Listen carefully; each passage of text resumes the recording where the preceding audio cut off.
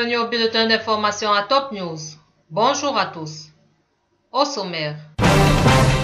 Une opposition syrienne élargie tente de s'unir au Caire. Turquie. Erdogan appelle les partis politiques à préserver la stabilité après les législatives. Yémen. Le président en exil exclut une réconciliation avec les rebelles à Genève. Kiev affirme combattre 42 000 rebelles et soldats russes appuyés par 500 chars. Voici les détails. Des représentants de l'opposition syrienne ont entamé lundi une réunion de 2 jours au Caire pour tenter de créer un nouveau regroupement élargi contre le régime de Bachar al-Assad et adopter une charte nationale, a rapporté un journaliste de l'AFP. L'idée de cette conférence internationale sur la Syrie est de trouver une alternative à la coalition de l'opposition, principal regroupement en exil, soutenu par l'Occident et par des pays arabes comme le Qatar, l'Arabie saoudite et la Turquie, notamment en l'élargissant à d'autres groupes et en la rendant indépendante financièrement et politiquement des puissances étrangères, selon Haitham Mana, un opposant de premier plan au régime syrien et l'un des causes organisateurs de la conférence. L'armée arabe syrienne, en collaboration avec des forces armées, ont détruit des repères terroristes du front Al-Nosra au pied du nord-ouest de la colline de Mazhara, dans la banlieue de Quneitra, selon une source militaire. Dans la banlieue de Damas, d'autres unités de l'armée ont éliminé les terroristes du front Al-Nosra à Manshiet Kanchi, à Beit Saber, à Market Mir et à Eid Boustan, selon la même source. Dans la banlieue de Homs, l'armée de l'air arabe syrienne a visé des rassemblements des terroristes à Jbab Tanaej et à Salam Garbi, à l'est de Souana et à Chandakia Janoubiya, tuant et blessant de nombreux terroristes, dont des chefs de groupe et des étrangers, et détruisant plusieurs véhicules. Le premier ministre libanais Tamam Salam a décidé de retarder la convocation du Conseil des ministres cette semaine, selon des propos rapportés lundi par plusieurs médias locaux. Il s'agit de l'une des prérogatives, affirme le chef du gouvernement.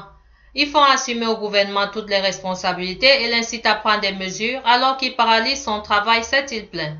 Jeudi dernier, le courant patriotique libre avait annoncé qu'il allait empêcher le Conseil des ministres de prendre des décisions tant que le dossier des nominations à la tête de l'armée et des services de sécurité n'aura pas été réglé conformément à ces conditions. Monsieur Walid Jumblat s'était réuni dimanche avec le président du Parlement Nabi Berri à Aïn El-Tine. À l'issue de la rencontre, le leader druze avait affirmé « Nous allons surmonter les obstacles politiques afin de consolider la stabilité et aboutir à ce qu'on appelle la législation de nécessité ».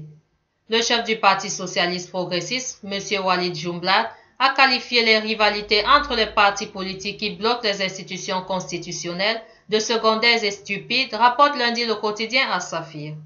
Elles ne doivent pas entraîner la paralysie de l'État, a-t-il ajouté. Cette paralysie intervient alors que les flammes régionales dévorent tout autour de nous et menacent de s'étendre au Liban, a averti le chef du Parti socialiste. Nous devons tous être conscients de ces dangers et surmonter au plus vite les prises de positions égoïstes, a-t-il poursuivi. Le président islamo-conservateur turc Recep Tayyip Erdogan a appelé lundi les partis politiques à agir avec responsabilité afin de préserver la stabilité en Turquie au lendemain des élections législatives marquées par un sérieux revers de son parti. Dans ce nouveau processus, il est d'une importance cruciale pour tous les partis politiques d'agir avec la sensibilité nécessaire et d'adopter une attitude responsable pour préserver l'atmosphère de stabilité et de confiance, ainsi que nos acquis démocratiques, a indiqué M. Erdogan dans un communiqué.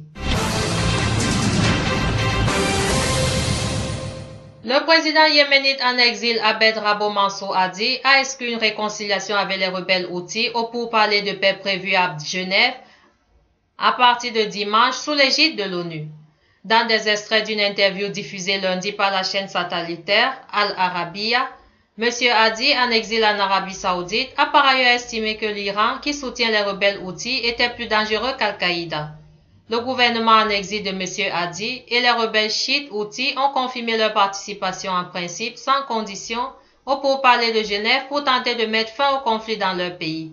Mais le président a déclaré à Al Arabiya « Il n'y aura pas de négociation ». Ce sera juste une discussion sur la mise en œuvre de la résolution 2216 du Conseil de sécurité de l'ONU. À la question de savoir si les pourparlers de Genève porteraient sur une réconciliation avec les Houthis, M. Hadi a répondu absolument pas. Enfin, le gouvernement ukrainien a affirmé lundi que son armée affrontait une force de plus de 42 000 hommes, composée aux 3 quarts de rebelles et à 1 quart de soldats russes, appuyés par plus de 500 chars, soit l'équivalent des forces armées d'un pays européen moyen.